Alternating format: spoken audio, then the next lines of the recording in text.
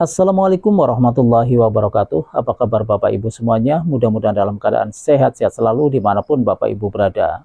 Dan tak lupa pula kita selalu mendoakan buat Pak Haji Dwi Santo beserta keluarga dan juga kru-kru RDAY agar senantiasa dalam keadaan sehat-sehat selalu. Baiklah Bapak Ibu, marilah kita sama-sama menyaksikan video pencerahan Pak Haji Dwi Santo lewat video ini.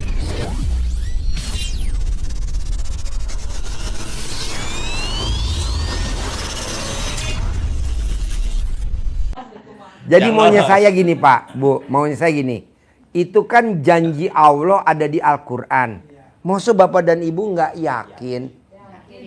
Iya, janjinya yang nggak ada di Al-Quran aja Bapak dan Ibu meraktekin. Kalau mau kaya cari ayam bulu terbalik. Tuh banyak yang pada niru. Cari ayam yang bulunya hitam tapi terbalik. Nyari dah ayam cemani bulu terbalik buat syarat. Ini kan kita nggak pakai syarat Pak.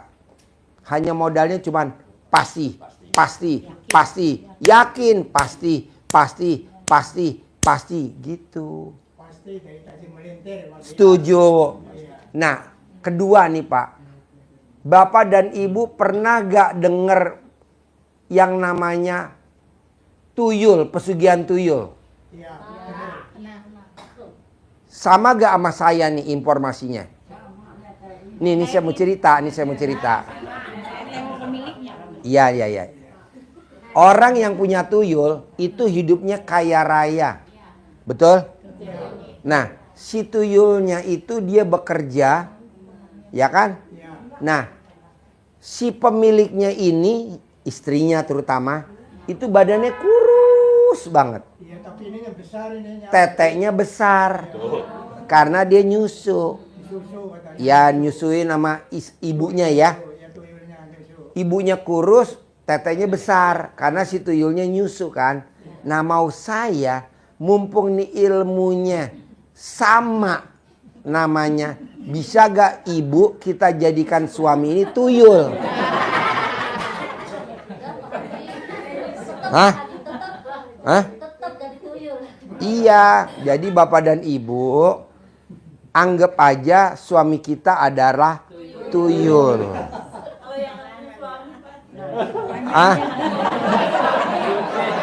Kalau nggak ada suami, saya bawain oleh-oleh dari sini bandot. Nah, Pak, Bu, maaf ya. Jadi ibu hanya kerjaannya menyusui suami.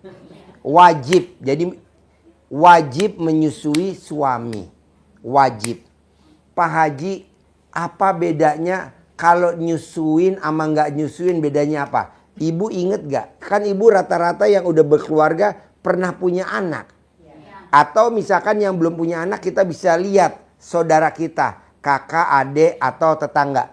Rata-rata orang yang nyusuin itu rezekinya ada aja. Misalkan dia anak pertama lagi disusuin, rezekinya ada. Suaminya dapat motor lah dari kantor, adalah rezekinya. Lahir lagi, hamil lagi yang kedua, nyusuin lagi, ada aja rezekinya. Atau ibu kan pernah ngalamin anak pertama, rezekinya ada kan? Nah, sekarang ibu udah lolita, mau nyari bayi kemana? Kebetulan ini ada bayi tabung. Kenapa nggak ini aja kita fungsiin? Kerjasama, setuju.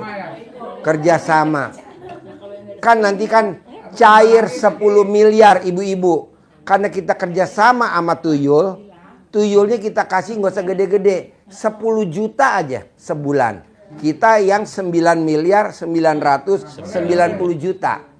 Kenapa tuyulnya nggak boleh dikasih gede? Karena tuyul kalau dikasih duit banyak-banyak bertingkah. Jadi 10 juta aja. Ah betul. Betul. Pengalaman nih. Bener. Wow. Apa? Langsung. Oh iya. Nah, kalau bapak dan ibu mau nipu tuyul gampang. Pada saat dia nyusu, nenek kan ketiduran. Ibu langsung beli botol empeng isinya air racun. Biar dia mah. Jadi maunya saya, nyusuin suami itu wajib. Wajib harus.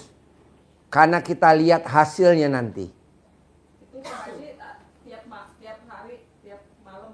Iya, betul. Ibu nyamannya pagi atau malam?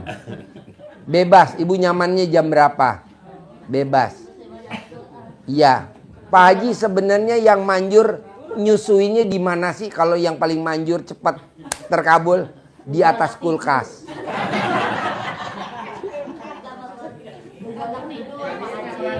Ibu kalau nonton YouTube saya senyum-senyum gak sih?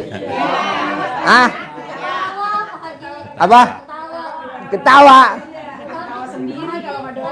Kalau pedagang tempe kemarin di dapur. Iya. Ibu lihat dah YouTube-nya yang pedagang tempe. Dia tuh kalau nyusuinnya di dapur. Sambil bikin tempe, nyusuinnya di dapur. Nanti kalau dia nggak tahan mau ML, dia langsung masuk ke drum ya.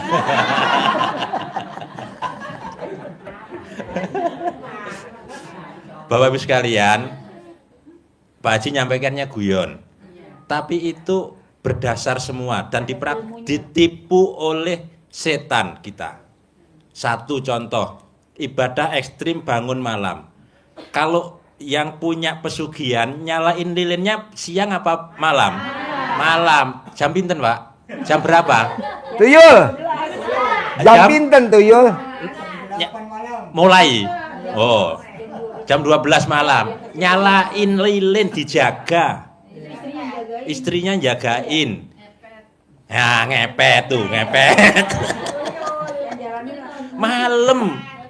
Kan kita diajak seperti itu juga. Padahal Allah sudah memberikan arahan dengan bangun malam, sholat, baca Quran. Nggak yakin kita dia nyalain lilin, kita nyalain nur Allah dengan baca Al-Quran. Tapi kita digoda oleh setan. Nggak mungkin, nggak mungkin, nggak mungkin. Pakai saya bantu. Ikutlah setan. Yang terakhir tadi dicontoh oleh tuyul. Nyusuin tuyul mau, nyusuin Suami? nggak mau. Nggak mau. Alisa, mau tahu alasannya? Kerih. Ya apa kan? Iya. Bapak Ibu sekalian nggak nafsu. Kenapa ini diajarkan Pak Haji? Karena ini ilmu cinta kasih sayang. Kenapa? Karena ini adalah sasaran lombanya setan. Kalau besok Pak Haji mau ngadakan perlombaan anak-anak yatim, Besok dapat jam hadiah. 12 siang besok. Kalau lombanya setan itu adalah menggoda suami istri supaya pisah. Itu lombanya setan. Karena dia dapat mahkota itu kalau mampu memisahkan suami istri. Maka digoda. Jangan nyusuin, jangan netei suami, netein saya aja kan gitu. Saya habis nyusu sama istri kemarin ribut. Hampir pisah. Iya, itu. Padahal nyusinya baru 2 kali tuh. Cung. Kayaknya perdamaian. Ya. Perdamaian di Jeko. Lanjut. Jadi, itu perjuangan. Jadi ekonomi dengan Ibu tahu gak ke Jeko? Akhirnya akur. Saya makan donat bolong. Bapak Ibu sekalian, nyambung pertanyaannya. Pak siapa namanya? Sukarso. Oh, Sukarso. Kirain Pak Pamuja. Jadi, kenapa yang tua itu kadang rezekinya hadir di saat usia sudah tua? Ada yang tahu pencetus KFC? Kolonel Sanders. Udah Usianya tua berapa? bangka.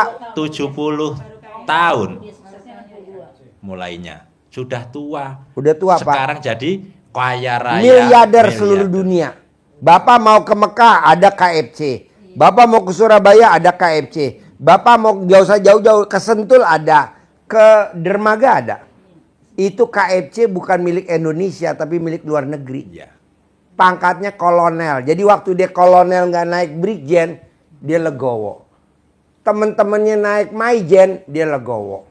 Temen-temennya naik Letjen, dia legowo. Temen-temennya naik Jenderal, dia legowo. Dia tetap kolonel. Tapi sekarang Kolonel Sander orang paling kaya raya dibandingin teman-temannya. Nah, Bapak yakinin itu. Pemilik KFC aja udah tua baru kaya. Nah, Bapak juga begitu. Ya siap, Pak Haji. Siap Oke, ya. tepuk tangan dong. Wow. Terima kasih buat Bapak Ibu yang sudah menonton video pencerahan Pak Haji Dwisanto. Mudah-mudahan ilmunya bermanfaat dan saya akhiri. Wassalamualaikum warahmatullahi wabarakatuh.